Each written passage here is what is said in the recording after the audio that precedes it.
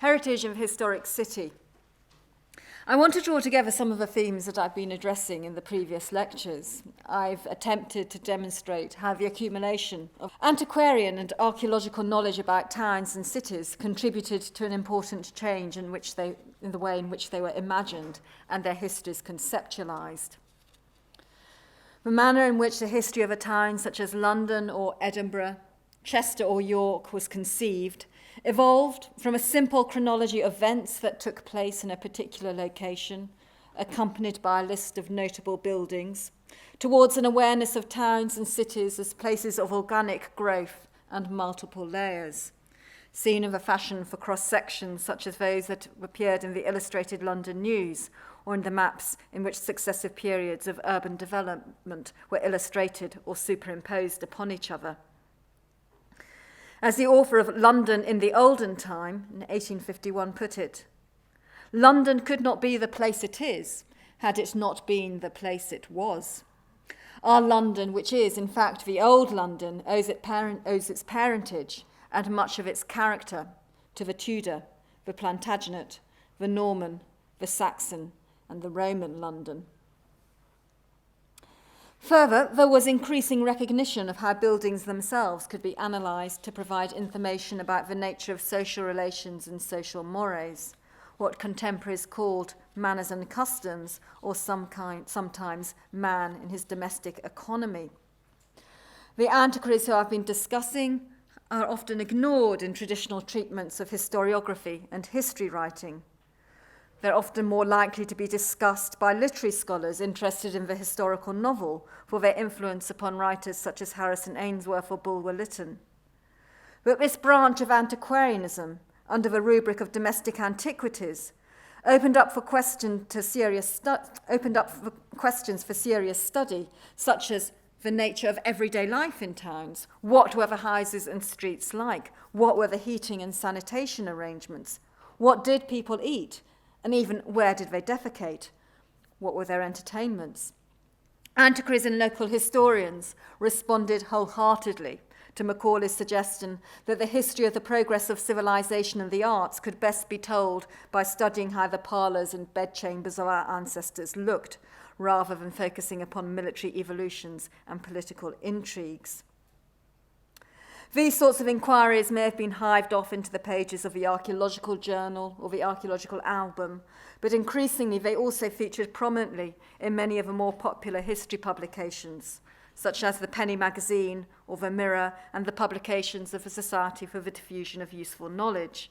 And particularly pertinently for my discussion, they also appeared with increasing regularity in publications on urban history. In the Victorian fascination for histories of mundane objects such as nutcrackers and fireplaces, the objects of everyday life, there is, I think, an unwritten history of domesticity waiting to be written. I betray my own interest here as a favourite text, when I was a history-obsessed child, was the Quenelles' History of Everyday Things in England, which I can see now occupies a position of direct lineal descent from Joseph Strutt and Thomas Wright. And I think even the illustrations are indicative of a close relationship between these 20th century histories and those that I was been discussing in these lectures. However, my theme in these lectures has been emphasising the historic city. In the last two lectures in particular, I've tried to show how a particular category of a historic town or city came into being in the 19th century, in part as a response to rapid social, economic and political change. But not the least of these changes was the growth in domestic tourism. The historic town is very much a product of what the sociologist John Urry has termed the tourist gaze. As such, it has continued to be a staple category of tourism into the 21st century and an apparently valuable branding exercise. Witness the notices that have recently gone up around the boundaries of my own city of Leicester. They've probably got pictures of Jamie Vardy all over them now, but it was Richard III last time I looked. I should acknowledge at this point, however, that the idea of a historic city wasn't necessarily one that everyone wished to embrace. The examples that I've been offering thus far have almost all implied that the towns in question, places like Chester, York or Shrewsbury, willingly adopted the identity. But that wasn't necessarily the case. In York, as we saw, the preservation of the walls was never a foregone conclusion. And for other towns, the connotations of historic city were those of a city stuck in the past, a place bypassed by modern developments and progress. It was all very well for antiquaries such as John Britton to characterise places like Gloucester or Exeter as ancient cities, replete with picturesque charm and street scenery, but for those who lived there, claims to antiquity were less important than the evidence of a prosperous economy and the refinements of modern living. The value of capitalising upon, let alone preserving, such historic attributes was not necessarily recognised by the inhabitants, and often these features barely appeared in the city's self-representation. Visitors to Exeter in the 19th century would have been scarcely aware of its Roman origins, the evidence of its fortifications, or the rich heritage of 15th and 16th century architecture from reading their guidebooks. Instead, their attention was directed towards the Gothic splendour of the cathedral, and beyond that, the elegance of the 18th and 19th century improvements and the salubrious quality of the air. Exeter was promoted not as a historic city, but as a pleasant resort for health and leisure. But rather than go through a list of British cities and evaluate their credentials for 19th century historic town status, my point is rather that, perhaps running somewhat counter to some of the things I've been saying in previous lectures, the concept of a historic town wasn't straightforward, and its value, particularly its economic value, was contested. As a brand, it could be exploited to a greater or lesser extent by journalists and writers hoping to sell an experience to domestic travellers or draw visitors to their town. But it was also exploited by local historians and antiquaries who sought to direct attention to the historic value of the built heritage in their own locality, either for personal reasons relating to their own historical interests or historic pride or local pride, or, as in the case of characters such as Charles Roach Smith, born from an utter conviction of the importance of antiquities, archaeology, and a proper understanding of the past for society at large. For the rest of this lecture, I want to look in more detail at some of the efforts made to preserve historic buildings in the 18th and 19th centuries, and to think harder about how the language of preservation and heritage emerged in this period from the discourse of antiquarianism, to think about what kinds of arguments were used, and in particular to draw attention to the 1830s and 40s as an underappreciated period in the history of the preservation movement, overlooked in most narratives which seek simply to fast forward to Ruskin, Morris, Lubbock, and the Society for the Preservation of Ancient Buildings. There is, of course, an 18th century context to the history of preservation. Indeed, we could go back considerably further if we simply wanted to find protest against the wanton destruction of buildings or objects. Today, I'm only going to go as far back as William Stukely, who, as you may recall or may know, was an early campaigner for the preservation of antiquities, Neolithic, or as he would call them, Druidical, Roman or Gothic, in the face of those who wished to exploit them simply as resources for crude profit. And I'm sure most people here don't need to be reminded that it was Stukely who led the outrage at the demolition of Arthur's Inn in the Borders. This was, he pronounced, a most grievous thing to think on. I would propose, in order to make his name execrable to all posterity, that he should have an iron collar put about his neck like a yoke, at each extremity a stone of Arthur's Inn to be suspended by the Lewis in the whole of them. Thus accoutred, let him wander on the banks of the Styx, perpetually agitated by angry demons with ox goads. Sir Mitchell Bruce wrote on his back in large letters of burning phosphorus. It's a good idea. More productively, he was able to erect a protective fence around the Eleanor Cross at Waltham in order to shield it from the wear and tear of traffic and passers-by. Stukely is important for me because, firstly, He saw antiquities as part of a national heritage to be preserved in the national interest. For him, their value as historical artefacts was more important than any potential monetary value that might be realised through their destruction. He had no patience with the arguments that the property rights of a landowner on whose land such antiquities stood should allow them to do what they liked with them. Secondly, he used the medium of print and satire to raise awareness of such antiquities and to argue the case for the preservation. Thirdly, he was aware of a potentially positive role that could be played by societies, such as the Society of Antiquaries, in identifying antiquities, recording them, raising awareness of their significance, and encouraging proprietors to take better care of them. For Humphrey Wanley's foundation articles of the English Society of Antiquaries had begun with the statement that it would bring to light and preserve all old monumental inscriptions, architecture, sculpture, and painting. Stukely's mantle was taken up by Richard Gough, who shared the former's concern at the despoliation of the nation's antiquities and the neglect into which they fell, whilst those who should have known better concentrated on European travel and the antiquities of foreign lands. He notably drew attention to the damage which was being imposed upon the medieval fabric of churches as early as 1768 in Anecdotes of British Topography. But his diatribe against the church wardens who plastered over monuments and allowed the beauty of the Gothic architecture of their churches to be impaired failed to capture the imagination of his readers for at least another generation. Gough used his publications to argue for better recognition of and preservation of national antiquities, and employed some of the best draftsmen of the day to make drawings of them, ensuring that an image at least would be preserved of what was under threat. And of Gough, you will remember, it was Gough who encouraged the career of John Carter, whose outrage at the depredations inflicted upon the walls of York in the name of urban improvement we've already encountered. But the attention of Gough and his peers in this period of the late 18th century were focused chiefly on the preservation of the Gothic and specifically ecclesiastical antiquities as the most visible and the most vulnerable.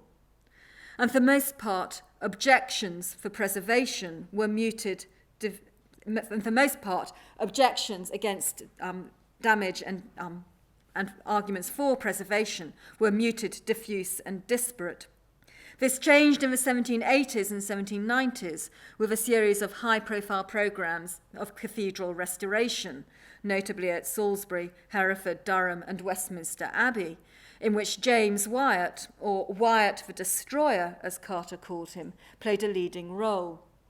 These restorations provoked a heated and widely publicised response from members of the antiquarian community, led by Gough and Carter.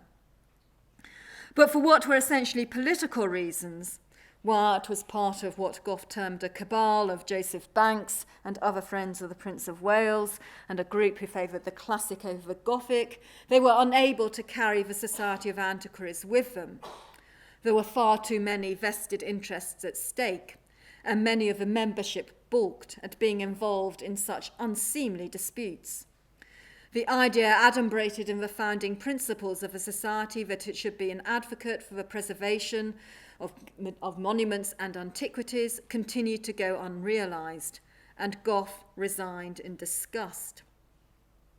Carter similarly fell on his sword, declaring that in conformity with his character of an antiquary and a lover of my country and an artist, he felt bound to use his best endeavours to preserve these national memorials, the cathedral churches, against the destructive iron hand of innovation. He carried on his campaign through the pages of a gentleman's magazine and a series of essays, The Pursuit of Architectural Innovation, which ran for nearly 20 years from 1798 to 1817 and numbered over 200 contributions in all. This was the War Correspondent's report from the front of architectural damage and demolition. He reported on the improvements being carried out, the buildings being pulled down, and the decay going on, which was allowed to persist unchecked in historic buildings across the country, and he recapitulated endlessly his themes of the iniquity of innovation, the Englishness of Gothic, and the importance of preserving national antiquities. Through these debates, we see that the traditional concerns for the church as a commemorative site and a monument to piety retained an important presence in antiquarian thought. But it was increasingly being combined with newer arguments which focused upon the integrity of the medieval structure, its value as a historical document, and a savage critique of the classicizing tendencies of 18th century improvement. And to substantiate these criticisms, we also see increasing recourse being made to a language of national antiquities and public interest to counter the assumed right of a bishop and chapter to alter buildings of national importance. Thus, Gough and Carter represented a rising generation of antiquaries with a strongly historicist outlook, who saw the building as a monument to be preserved rather than adapted to contemporary tastes. Buildings were reflections of the manners and customs of the societies in which they were created.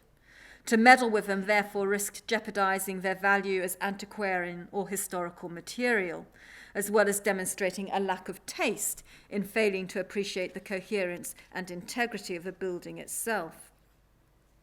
Invoking the public good and public property and public opinion was, still is, a convenient rhetorical trick that can cover up any number of ulterior motives. But the interesting point to note, perhaps, is that the concept of preserving buildings simply because they were old in the interest of a notional public good had begun to acquire any credibility at all.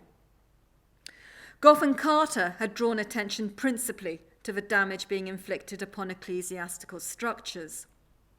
But by the end of the 18th century, we are starting to find more anxiety also being directed towards the fate of secular buildings, the domestic architecture of olden time, if you like, that was similarly being discovered.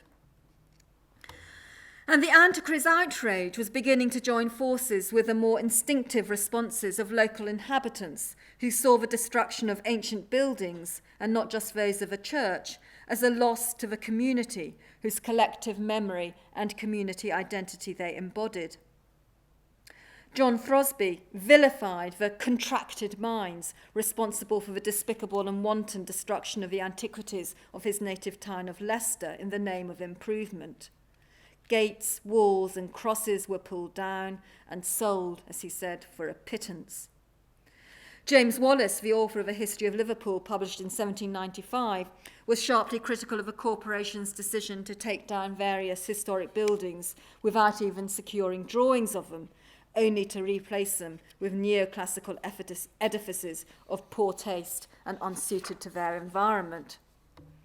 This abnegation of their responsibility for the conveyance of a town's antiquities to posterity was, he suggested, clear indication of their cultural poverty.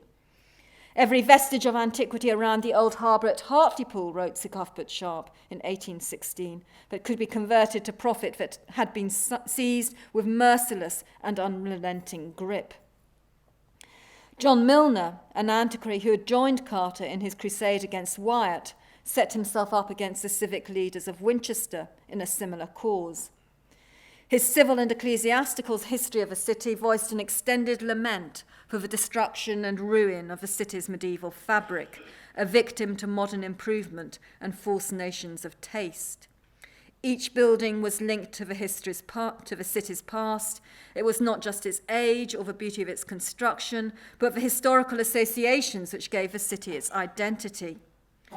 Only the ordinary inhabitants, uncorrupted by the barbarism and avarice of those of a higher class, resisted the attempts to remove the High Cross, such a valuable ornament to Winchester and a public trophy of its Christianity.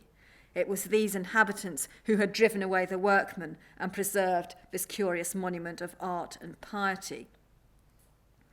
We might note, however, in passing, that the corruptions of the modern age could also work in favour of antiquities. The west gate of the city wall here, pictured here, was only preserved from demolition, according to Milner, because the pavement commissioners were unwilling to pay the necessary compensation to the owner of the billiard room who held the lease of it at the time. Quite how you could fit a billiard room into that, I don't know. It must have been a very small billiard table. Far more than was the case of ecclesiastical buildings then, questions of sordid profit were pitted against the preservation of the past. How could you make antiquities and historic buildings pay? Why spend money on repairing the old when it might be better spent improving trade, sanitation, or the conditions of the poor? What value should we put on the remnants of the past, or in modern parlance, cultural heritage? These are questions which still vex us today, of course, but they first began to be clearly articulated in the late 18th and early 19th century. Added impetus was given to the debate by contemporary developments across the Channel in France, initially in the context of the French Revolution. Other historians, of course, have commented upon how the wholesale dislocation of society as a result of a revolution initiated a radically different conceptualization of modernity and the relationship of society to the past. Britain stood at one remove, but nonetheless these events certainly heightened awareness of the symbolic importance of such buildings as abbeys, castles, of the historic buildings of England as the incarnation of the traditions and history that formed the fabric of the Constitution upon which the liberties of a freeborn Englishman rested. If Edmund Burke defended the twin pillars of church and state, their physical embodiment lay in the ecclesiastical structures and ruined castles of England, and it was the Antiquaries who were in the vanguard for the defence. A significant feature of a conservative reaction to the revolution in France was therefore the greater importance that was attached to domestic history and antiquities. But after the revolution, events in France continued to instill a sense of the importance of preservation amongst English antiquaries. In particular, because it was the French antiquaries who began to set the lead in terms of arguing for the importance of preservation and heritage. French antiquaries such as Milan looked to Britain and the traditions of Camden and Gough for a model of what should be done in terms of recording and preserving antiquities. A generation later, the British were looking at the French. Under the Orleans monarchy, one of the priorities of the government was to establish a national register of national antiquities. A general inspector of historical monuments was appointed in 1830 under François Guizot, and the Comité des Travaux Historiques was established in 1834, and the Commission des Monuments Historiques in 1837. Thus, by the 1830s, British antiquaries were looking with deepening envy at the support that their counterparts in France were receiving from the state. A number were in correspondence with French antiquaries, and others had first-hand experience, having spent time in France themselves. Moreover, there was by this point an increasing sense of antiquities under threat. Towns and cities were changing at an unprecedented rate. Antiquities were disappearing without compunction. Socio-economic change was compounded by political change. It's worth remembering that Bristol had been the scene of riots in 1831 that had left parts of the city in ruin, and fears of further instability were never far away. The reforms of the 1830s created a sense of rapid political change and transformation. In 1832, John Britton wrote to the Gentleman's Magazine, calling for the creation of a society to be called the Guardian of Antiquities, the remit of which would be to guard against further damage and destruction of historic buildings and to assist legal authorities in their protection. He also campaigned for legislative intervention in the preservation of antiquities and gave evidence to the House of Commons. But he was by no means alone. By this time, a considerable head of steam was building up behind those who saw clearly the need for a more proactive and nationwide policy for the preservation of antiquities and monuments. And this was one of the founding reasons for the establishment of the British Archaeological Association. The need to establish at a national level the importance of preservation, the need for legislative protection for monuments, and the creation of a national register, such as that in France. The members of the British Archaeological Association took it upon themselves to hold a kind of watching brief and campaign, more or less successfully, for the preservation of buildings and antiquities, and specifically those threatened by railways. Charles Roach Smith, for example, corresponded with a notably uninterested Duke of Wellington on behalf of the Society to protest against the disrepair into which the Roman pharos at Dover was falling due to neglect. Wellington, as Constable of Dover Castle, was nominally responsible for its upkeep, but the Archduke declined to accept any responsibility at all. It's very easy to focus upon the limitations of what was achieved, and due to the internal politicking and the split with the Royal Archaeological Institute, it's easy to focus on what wasn't done, missed opportunities, and to focus on the loss of buildings rather than what has survived. Far fewer buildings survived, of course, than were destroyed, and this is a familiar story. However, there were some examples where the initial impulse to sweep away the old in favour of the new was actually halted. One example is Bootham Bar, which in 1831 the corporation condemned for demolition in order to make way for a new street of genteel housing. And here we see a very interesting, well, I find it interesting, example of a language of public good and public property, taking direct inspiration from the example of France. Letters to the newspaper announce that we think that such buildings as Bootham Bar and other relics of our ancient greatness ought to be considered public property, and that they should be carefully preserved, even if it were at the public expense. An officer has lately been created in France called Conservateur des Monuments d'Antiquité et de la France.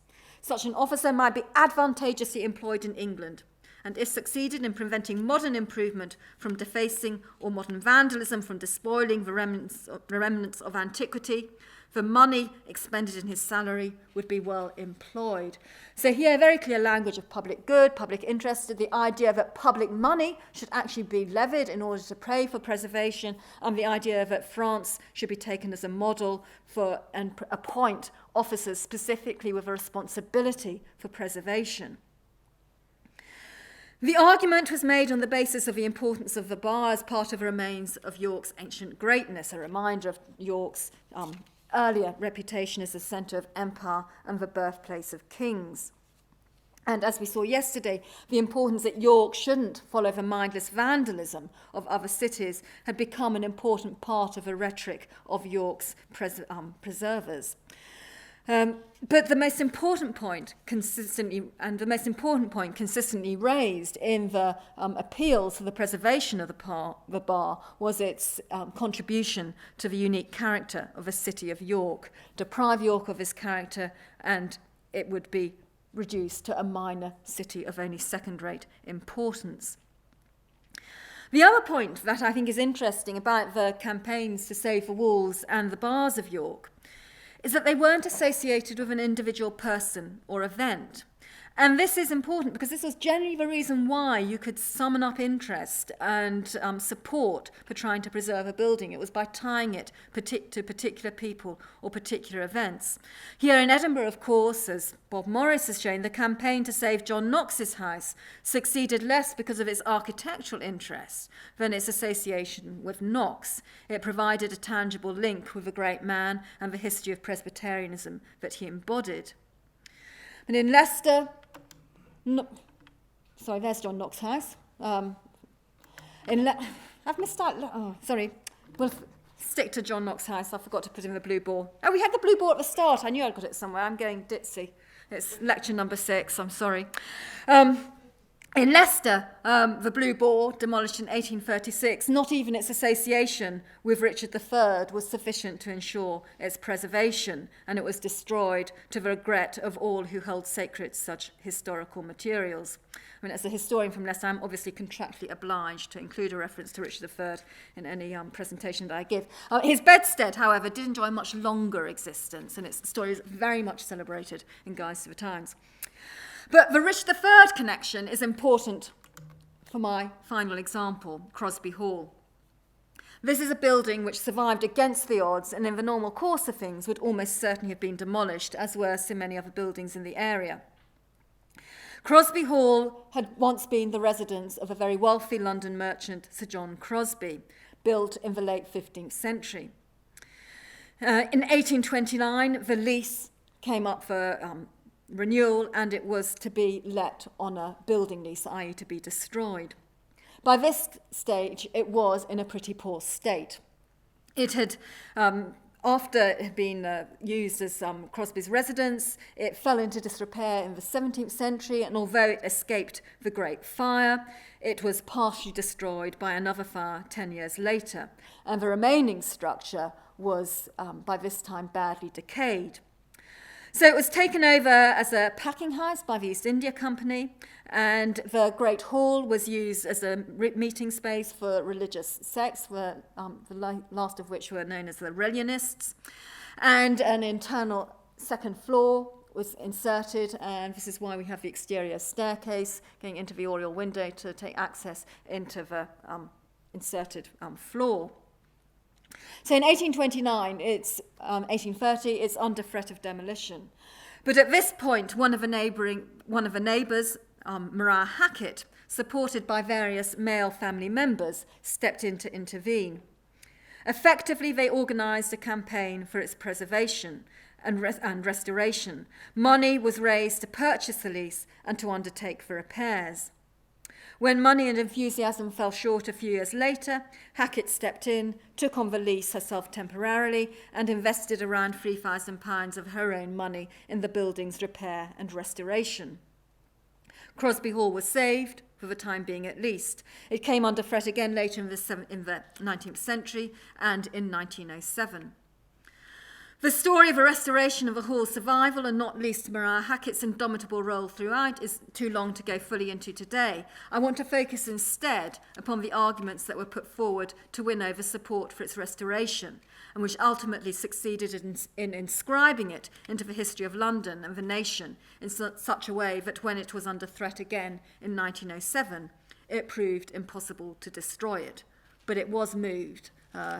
Some people may know that it was Patrick Geddes who was responsible for moving it to Chelsea, where it still is today. From the very start, Crosby Hall was presented as a building which concerned the national interest, on behalf of which it behoved the public, particularly the public of London, to exert themselves, reflecting as it did on such important aspects of the city's history and the mercantile success that lay behind its current prosperity. The city's rapid growth and the disappearance of so much of its earlier fabric meant that rare pre-fire survivals as Crosby Hall were the more to be appreciated, both as a visible index of the progress of modern urban society and as historical curiosities. But nonetheless, the case of preserving an ancient decayed building like this, which served no practical function, presented considerable challenges. So unlike campaigns to preserve churches, where supporters could take the inherent value of the building for granted and draw upon reserves of piety and the language of the alliance of church and state to bolster their arguments, a secular building such as Crosby Hall could claim no such special purpose and had no automatic right to consideration. So as the importance of Crosby Hall for national interest and its inherent public interest, which underpinned the publicity campaign, which was launched within weeks of Hackett and her neighbours establishing a restoration committee. Its supporters emphasised the fact that it was imperilled due to the absence of appropriate legislation. Alfred Kemp, he of Roman London, who he met yesterday, appealed to the generosity of the public, which was necessary, he said, because of the government's continued failure to contribute to the preservation of public national monuments. Edward Carlos, who succeeded Carter as the most forthright critic of modern depredations on architectural antiquities, described the hall as a building so distinguished, though locally situated in the metropolis, belongs to the kingdom at large, and not only to the kingdom, but to the world. Articles on Crosby Hall soon started to appear in the new range of cheap periodicals which were emerging in the 1830s, such as the Penny Magazine and the Saturday Magazine and the Mirror of Literature, Amusement and Instruction. Here again we find the rhetoric of a national importance and the Hall's role in England's history as the residence of important merchants, Sir John Crosby, residence of important ambassadors such as the Duke de Sully, and the site of important negotiations throughout the 16th century. These kinds of arguments are repeated, but also with a twist that gave it relevance to the wider community of London. Thus, the penny magazine represented it not as the private property of a single wealthy landowner, but as part of the public inheritance of a population at large, and as tangible evidence of the diversified wealth generated by the labours of successive generations. Further histories and architectural studies followed in the 1830s and 40s, and the Preservation Committee itself published regular summaries of the history of the building and its significance in appeals for subscriptions. Marah Hackett organised a series of public lectures by figures such as John Britton and on the mansions of England in olden time, by Creighton Clarke on the poets of the Elizabethan era, and these were used to raise money for the hall and to raise its profile. And again, the intended audience and readership of all these ventures varied. All of them insisted on the national importance of a hall and its inherent historical associations. And these can be summarised really as the hall's significance as an example of late medieval domestic architecture, the hall's association with historical characters, particularly Richard III and Shakespeare, and the hall's significance as a symbol of London's commercial history and the success of its mercantile class. So, to focus on these a bit more, the descriptions of Crosby Hall didn't simply identify it as a specimen of Gothic architecture. It's the point about Crosby Hall is that it's a specimen of domestic Gothic architecture and a very rare one in London. And so it was cited as an example of what the residents of urban gentry would have looked like. So it appears in the typologies of great halls, including places like Penshurst, which we saw in the previous lecture, and Eltham and Haddon Hall. And it's part of this type which is being identified of a great hall with a service passage, a minstrel's gallery, domestic offices at one end, and private chambers at the other. So it was identified in a bigger typology of great halls, but it's also identified as having particular items of interest, notably the timber-framed roof, and this is used as a model in the dining room of Arundel Castle, but also the dining room at King's College, Cambridge. William Wilkins uses it, so it becomes quite widely used as an architectural pattern. It's also very distinguished for its Oriole window, and a lot of antiquaries got very excited because it had a Louvre chimney and a chimney in the fireplace, which were clearly used at the same time, which is jolly exciting. So Crosby Hall was promoted as an exemplar of domestic architecture of scientific value for the modern architect.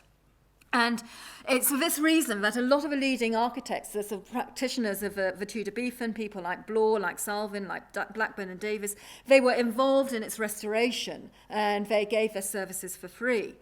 Partly, obviously, as a profile raising, partly also because it actually gave them the opportunity to study one of these buildings very closely. And in 1841, Reba actually offered the same medallion for an essay on the reconstruction of Crosby Place, won by John Woody Papworth. But it's also very rich in other historical associations, and particularly in connection with Shakespeare and Richard III. Following Crosby's death, his widow had sold the leasehold of the property to Richard, Duke of Gloucester. And according to Shakespeare, it was at Crosby Hall that Richard III had conspired to murder the princes in the Tower. In 1790, it's very interesting, Thomas Pennant, who wrote the main most influential historical guide to London, all he says is that Richard III lodged at Crosby Hall. John Stowe had also noted in the Survey of London that was an association with the Duke of Gloucester. And so in the late 18th century, the momentum behind the whole sort of Shakespeare thing hasn't really built up. But in the 19th century, it becomes more and more important. And it's emphasised in all the publicity relating to Crosby Hall, and it's suggested that it might even have been the location for performances of Shakespeare's plays. The special attraction of Crosby Hall, it was said, derived not simply from the fact that it had been a royal residence, but that from the notice which it has but it also derived from the fact that it was the scene of Duke of Gloucester and where he had supposedly plotted the murder, and the fact that it appears in Richard III's play. So it seems Richard III, the play. So it seems to offer a tangible point of contact with Shakespeare. And this was all the more important for Victorians because they didn't actually know anything else at this point about Shakespeare's time in London. They were still trying to work out what Shakespeare was doing whilst he was in London. And we have no vestige whereby to distinguish the locality which produced the wondrous creations of Hamlet, Macbeth, and Lear. So it was enormously exciting when the antiquary Joseph Hunter finally established that Shakespeare had actually lived in the parish of Bishopsgate. He found his name in a 1598 subsidy roll. So he might even have lived next door to Crosby Hall, so this is terribly exciting. But Richard III's far from being the only illustrious occupant of the hall. And gradually over the 19th century, the property history of the hall is filled in. And the roll call of distinguished personages that people like that Marah, Hackett in particular manages to associate with Crosby Hall expands. And in a splendid piece of historical irony, it's Thomas More, the arch calumniator of Richard's posthumous reputation, who's also identified with Crosby Hall. It was believed in the 19th century that he got hold of a lease in 1509 and kept it until 1523, when he sold it to Antonio Bonvisi, who, those of you who've been watching Wolf Hall will remember he's a mate of Thomas Cromwell. Actually, More only had the lease for 6 months and never spent any time there. But that didn't matter. They didn't bother about that in the 19th century. They gaily imagined Thomas More living there, entertaining Erasmus, entertaining the king, writing Utopia. And he features ever more prominently. And at the ceremony to celebrate the laying of the foundation stone of the restoration of the council chamber in 1836, they decorated the hall with a picture depicting the interior in 1520, when inhabited by Thomas More, and he's introducing Holbein to Henry VIII. Obviously.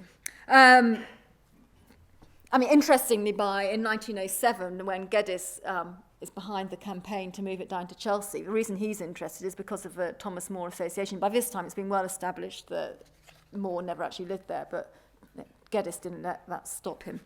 Anyway, subsequent occupants included the merchants Jermaine Chold and George Bond and Thomas Gresham, whose reputation as a merchant and a patron of the arts and sciences was very high at this time, and he's the foundation of the Royal Exchange. They were all associated with the building. Gresham had actually lived in Bishopsgate too. He was buried in St. Helens, Bishopsgate, and they even discovered that his niece had married one of the later occupants of the hall, so there's even a family connection. And so around the circle of merchants is a narrative of Crosby Hall representing London's commercial and mercantile history through these key players of the 16th century. In the early 17th century, it sort of moves towards a more royalist narrative. It becomes closely associated with foreign ambassadors, the Duke de Sully, and then the lease passes to Sir John Spencer. And from Sir John Spencer, it descended to the Compton family, who became the Earls of Northampton. Bear with me. Whilst it belonged to the Spencer Comptons, it was leased for a time to the Countess of Pembroke, who was Mary Sidney, who was the sister of Sir Philip Sidney. So hurrah, we can get Sir Philip Sidney, the flower of English chivalry, in, and we can also shoehorn in Ben Jonson, because Mary Sidney was a patron of Ben Jonson. And so in the later accounts of Crosby Hall, you have these images of a hall and surrounded by Ben Jonson, Thomas More, Philip Sidney, Mary Sidney, all these people. They all become incorporated into the history of Crosby Hall. And it's also quite handy because the 19th century Marquess of Northampton was a patron of antiquarians and archaeology, so they managed to butter him up by pointing out the family connection too, and he joins the Preservation Committee. So in addition to exploiting Crosby Hall's connections with familiar characters of English history, the supporters of Crosby Hall also assimilated it into the narratives of Merry England and olden time, and they describe it consistently as a setting for civic pageantry, mercantile hospitality, and good cheer. At a time when there's quite a lot of debate over political reform and the social and political contribution of the middle classes, the narrative around Crosby Hall offered a very positive riposte to people like Pugin or Disraeli, who argued that such charity and benevolent social relations were the property of the rural landowning classes or the Catholic Church. So it's of a piece with this liberal Whiggish historiography that I've emphasised earlier, and the specifically urban origins of modern Britain. So the very scale in which the house was built, it was said, afforded sufficient evidence that it had been designed for hospitality and that Crosby possessed the spirit which in every age has actuated the merchant princes of this land. So the provision of hospitality and charity. Even the dimensions of the Great Hall bespoke wealth, liberality, a frank spirit, and a joyous heart. As Papworth said, it was a monument to the affluence and easy hospitality of the English merchant. So Crosby Hall exemplifies the qualities needed for a building to acquire sufficient value for it to be preserved in the face of urban improvement. Aesthetic and age value were important, but the decay into which it had fallen by the turn of the century and which first attracted antiquarian attention couldn't command support simply for its preservation as a picturesque structure. Rather, the crucial factors were the historical associations it provoked and its potential to forge connections with the famous characters and events of national history. A comparison, this is the interior. I'm really losing it, I'm forgetting to forward my slides. This is the interior, this is the Oriole Window, and you probably can't see, but the little accounting clerk who's sitting there at the table, he's actually got a playbill on his desk which is advertising a performance of Richard III, which is rather nice. And this one's quite interesting because Storr and Gregg want to show the hall in all its glory, and you get the height, and they want to show it in its modern decay, so you get all the packing from the fact that it's being used as storehouse. They've actually taken out the internal floor. So if you go back, so this is a floor. So it's an interesting blend of verisimilitude and sort of reconstruction. And that's the facade of it as it was reconstructed. They deliberately reconstructed in the style of olden time, the Bishopsgate facade. But Sir Paul Pindar's house, which appears in quite a lot of prints and engravings of London in olden time, the Doré etching of Bishopsgate, you can spot it in that. This was also very well known amongst antiquaries and has some quite some similarities with Crosby Hall. Obviously, it's nearby. It's in Bishopsgate. It was also owned by another merchant, Sir Paul Pindar, who was very important in the early 17th century. He was not just a very prominent merchant involved in the Mediterranean trade, but he was James I's ambassador to Constantinople. And it's particularly notable for the quality of its plasterwork, both inside and out, although some people did get a bit upset because it's a bit lewd, as they said. Smith illustrates the house as an example of domestic architecture in Ancient Topography of London in 1810. Archer, this is the watercolour from the BM preparatory for his Vestiges of Old London. Archer publishes it. Thomas Hugo, who's one of the founder members of the London and Middlesex Archaeological Association, he composes Walks in the City, and this Sir Paul Pindar's house is one of the first sort of landmarks he talks about. So it's well known as an example of the architecture of olden time. But despite Pindar's wealth and political importance, you can't construct a narrative around it like that of Crosby Hall. It hasn't got that density of associations with the monarchy and the civic elite and the famous historical figures and Shakespeare.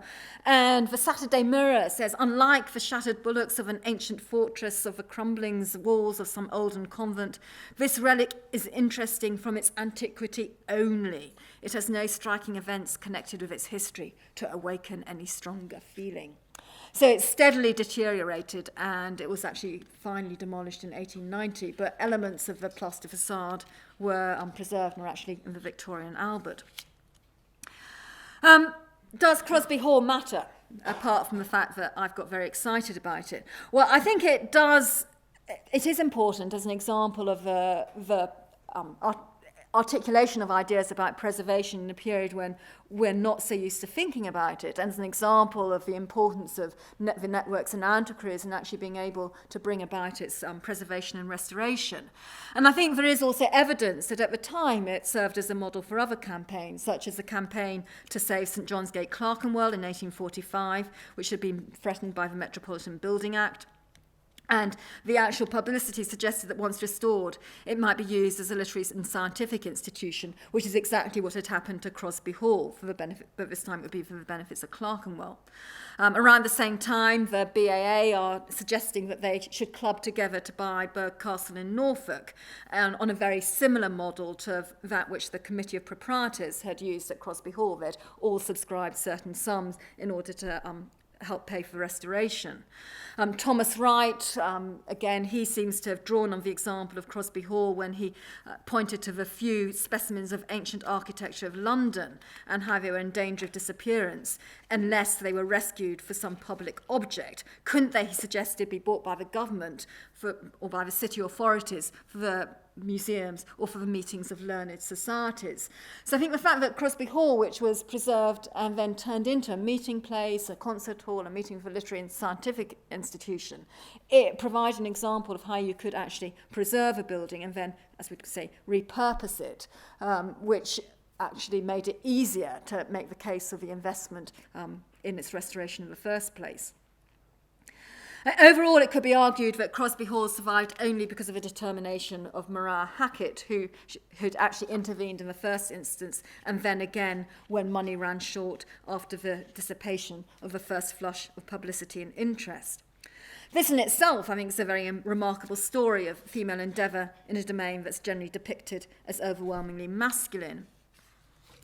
But I think one of the interesting things about Hackett is how this in itself and her campaign, this in itself became part of the mythology, well, not mythology, but the history of the hall and part of its value for later generations, that when it was under threat again at the end of the 19th century and the early 20th century, the campaign of Marah Hackett and the public support that had been generated in the 1830s was an important part of the narrative of the hall and the reason why it should be preserved again in the early 20th century. So the history of Hackett and the Crosby Hall campaign itself became a part of the heritage that it represented. The protests against the demolition in 1907, 1908 emphasised that it had been saved through public subscription.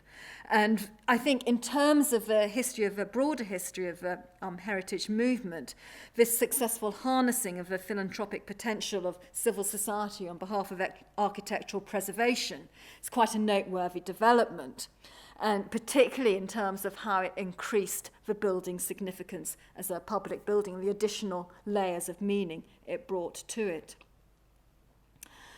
So, what does all this amount to? As we've seen in the cases of Chester and York, awareness of a city's reputation led to decisions to maintain or repair elements of historic fabric in order to retain or protect elements that were crucial to the city's identity, reputation, and even economic fortunes. And these also represented a cause around which large bodies of local inhabitants could be mobilised, and there was a genuine commitment evident in many quarters by the 1840s to informing the wider public in order that they might be able to appreciate why such buildings were worthy of saving and apply their own efforts to doing so. The corpus of historic buildings which shape planning decisions and visitor experiences today are themselves a product of 19th century decisions to retain, preserve, or adapt rather than pull down. And the value attached to buildings like Crosby Hall ensured their survival when they came under threat again in the later 19th century. The first half of the 19th century was the first time that vernacular architecture was taken seriously. And I'd also argue that it's a critical period for the creation of historic meaning and value for these buildings. The fact that these buildings became so closely associated with the historical identity of both city and nation and celebrated as such in so many publications made demolition later in the century more contentious. So this period is, I think, a crucial one for defining what our historic townscapes were and continue to be. Thank you.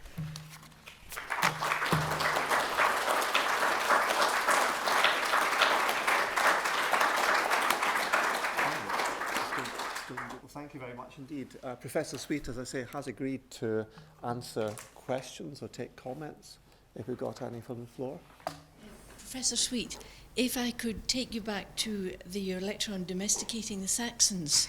Yes. At one point you mentioned that there was great awareness of the early forms of Christianity in the southeast and south of England. Mm-hmm. But was there any awareness of the other early form of Christianity deriving from the Celtic Church, which was prevalent in the great kingdom of Northumbria and originating from Iona? Yes, there was, and in the histories of Northumberland, that's quite often an important narrative, and Northumberland has an interestingly strong regional identity in the 18th and the 19th century, far stronger than any other of the former Saxon kingdoms, and this is an important part of that narrative of Northumbria's uniqueness. It's particularly associated with Durham, obviously, and the shrine of St Cuthbert, and that it's antiquaries like James Raine, of course, are very important in this. So yes, it is a very the whole history of early Christianity, and of course the importance of Bede is very important in constructing a narrative of Northumbria's uniqueness, and there's no other region of and none of the other Anglo-Saxon kingdoms have anything like the strength of this identity and sense of continuity of the Saxon kingdom into the 18th and the 19th century.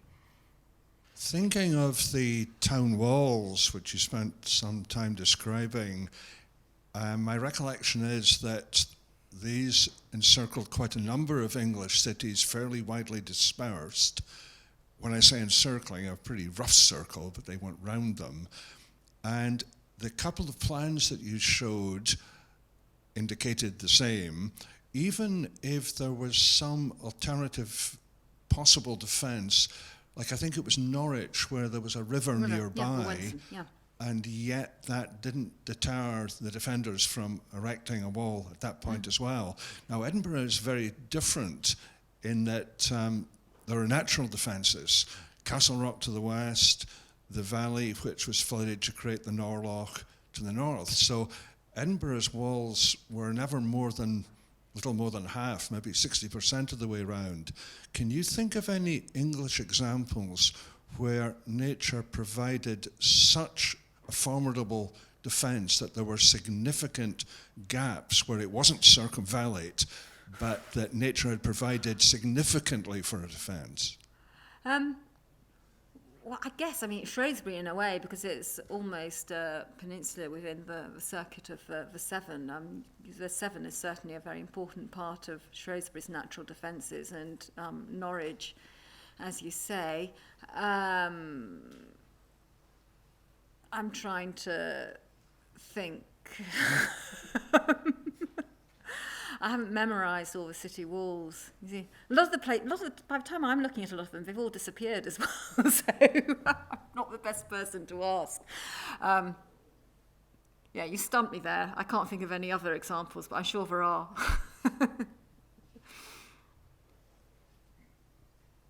Other people can probably tell you. I'm sure I'm not an expert on walls. Earlier this afternoon, when you were speaking about Edinburgh. I found myself thinking about Robert Louis Stevenson's unfinished novel, Weir of Hermiston, the Lord Justice Clarke, with its very conscious celebration of the uncouth, both in the person of the Lord Justice Clarke himself and in the conditions in which he lives. And I wonder, is there anything comparable elsewhere where the only thing I can think of that might be parallel is Thomas Hardy's Mayor of Casterbridge, but he's not such an uncouth figure as Lord Weir of Hermiston.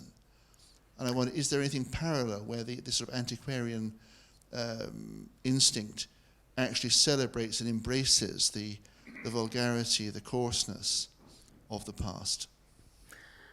That's a very interesting question, and I'm trying to I can't think of anything which sort of quite rejoices in the way that you're describing with Stevenson. I mean, somebody like Harrison Ainsworth might, I mean, he gets very terribly didactic at times and will take great pleasure in telling you how uncomfortable the beds were or something. But that's more in point of information rather than the kind of sort of reveling in the detail that you're talking about. I can't think of an example, because generally the emphasis on aren't they backward and haven't we progressed so far, and that's the point is being made, that in these benighted times people didn't know any better. But sort of describing it for its own sake as being interesting simply because of a vulgarity and discomfort isn't something that I can think of in this first half of the 19th century. That's a very interesting distinction that you raise, and I'll have to think about that.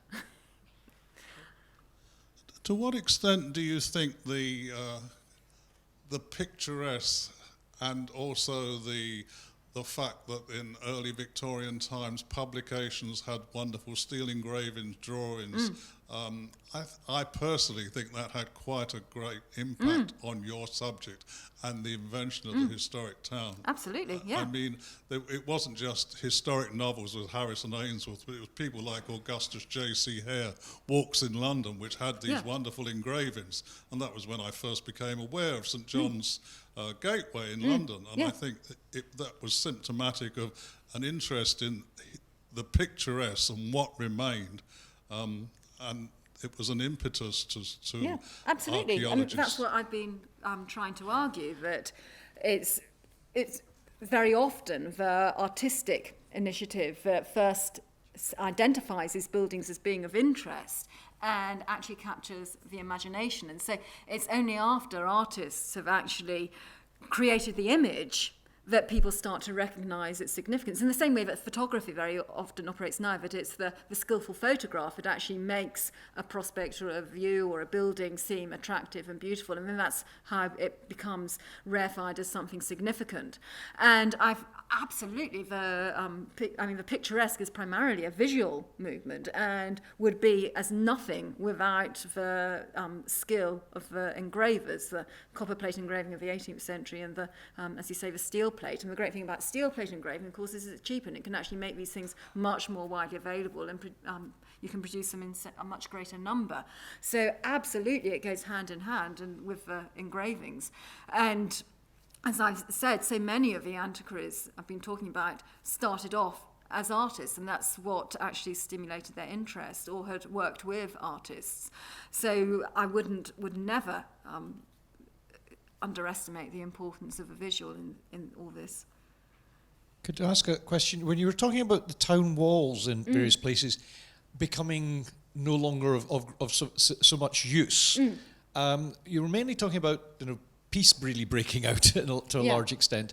I was just wondering, to what extent were they of no use because it was recognised that they couldn't really defend against the artillery developments of the time? Well, exactly, and that's why partly why they were allowed to fall into disrepair, because the advances in siege warfare meant that it was only by hugely expensive fortifications like Vauban in Europe that you could actually make town walls defensively viable. So was it you had to take a decision? Is a city sufficiently strategically important to invest that amount of money, or are we just going to let it gradually fall into disrepair? And they had served a certain practical function when you're still trying to control and regulate trade, and it allows you to keep people in or out. And issues of law and order might facilitate that. So there's a certain pragmatic reason for at least attempting to maintain them for a period, but that, as guild regulation diminishes, that becomes increasingly less significant. And so there's less and less reason to try and maintain them, and it is a constant drain on corporation finances to maintain them, because they are huge infrastructures. So it's a combination of different factors, but the cost of 16th, 17th century fortifications is a key one. Could I ask, again, using Edinburgh as an example, to see if there's similar developments in any English towns? At the time of the neoclassical modern Athens, the late 1820s and the 1830s, there is also a scheme to rebuild part of the grass market in the old Flemish style, multi-storey tenemented developments. So while a new town is being created, an old town is being recreated. And I wonder if you get the same contrast or contradictions anywhere in an English town. Not really. I mean, Edinburgh is extraordinary in that sense, and I think it's one of the earliest examples of sort of effectively trying to recreate deliberately trying to recreate a historic style. And Chester is probably the best example in that the owners of properties along the roads by the 1840s and 50s have been directed that if they're rebuilding, it's got to be in the half-timbered style. And so the Pensons of corner the market in half-timbered, hideous of black and white, the 19th century black and white, which is so sort of strident, which you see in Chester. I mean, that's a product of this effort to try and maintain Chester's unique character by making sure that people continue to build in the same style rather than adopting the modern brick style. I haven't come across any other examples. It's the trying to recreate a historic style for new buildings except to the extent of things like almshouses are very often built in the sort of collegiate Gothic style. So places like Stamford, for example, you've got a lot of 15th century almshouses, but then you've also got early 19th century almshouses which have been built in the collegiate Gothic. But that's less because it's in keeping with the historic atmosphere of the time, and that this is thought to be the appropriate style for almshouses because it's characteristically almshouses. So I think the Edinburgh example is a particularly interesting one, but this is still work in progress. Okay, folks, well, I think we can call it a day at that. So thank you very much indeed for those questions and comments. It's now my pleasant task to lead the thanks on your behalf to Professor Sweet for all the effort and grace and charm she's put into this. Before I do so, I'd just like to take this opportunity to do two other things.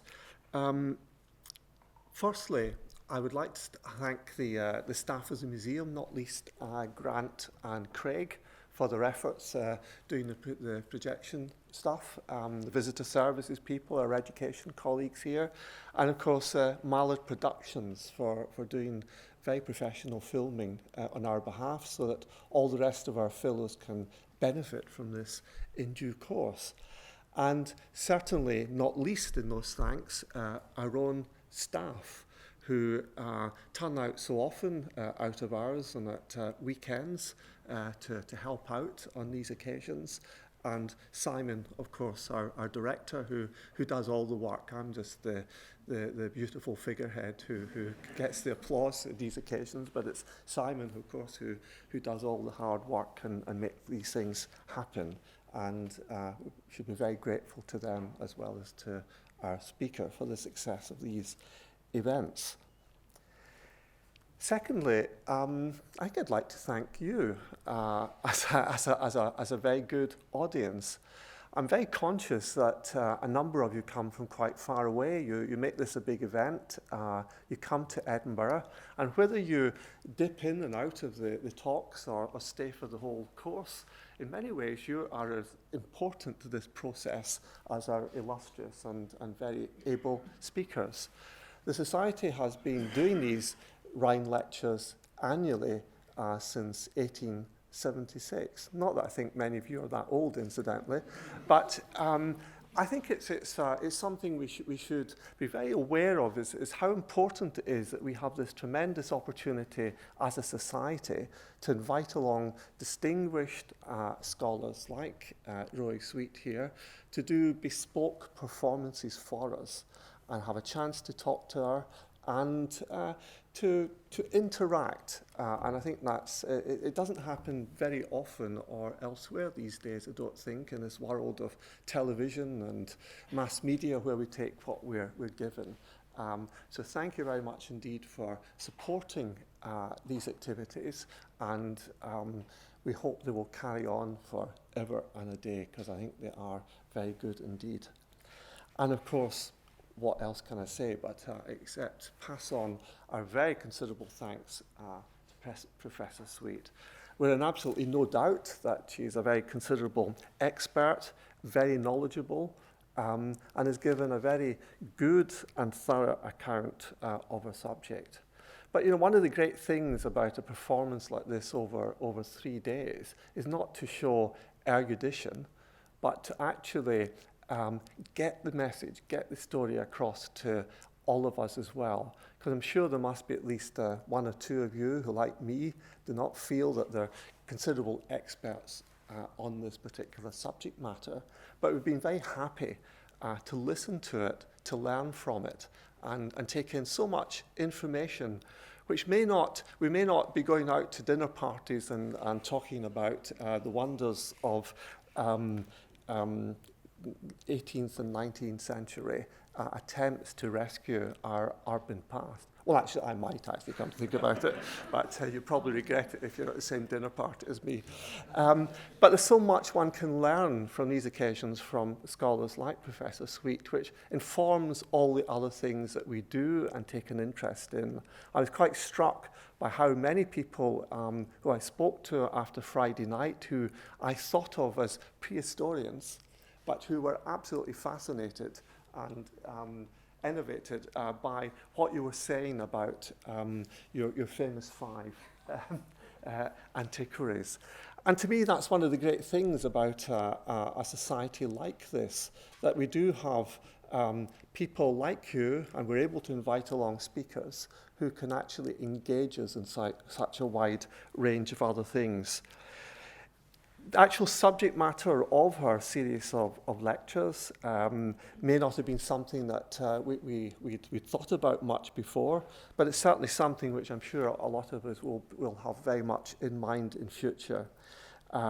You were able to ask lots of questions about why and how are we are where we are at the moment.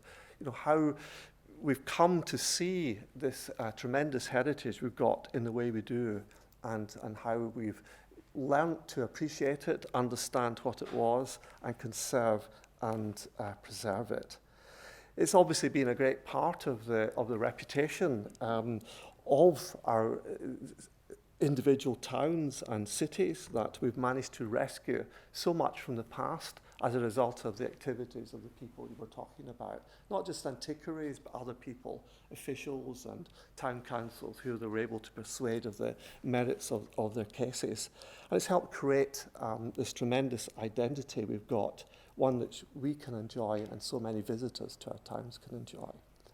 So I thank you very much indeed on behalf of everybody here, not just the people who can hear it today, but I hope the hundreds of people who will benefit from the film and be able to see it later on.